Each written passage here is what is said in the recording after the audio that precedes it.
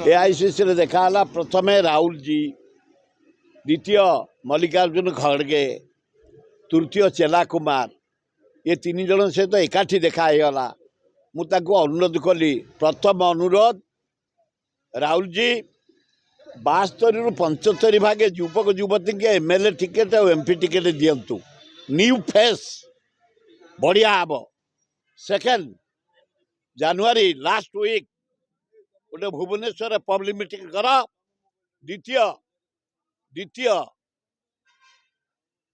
February last week Sambalpur गोटे public meeting कर।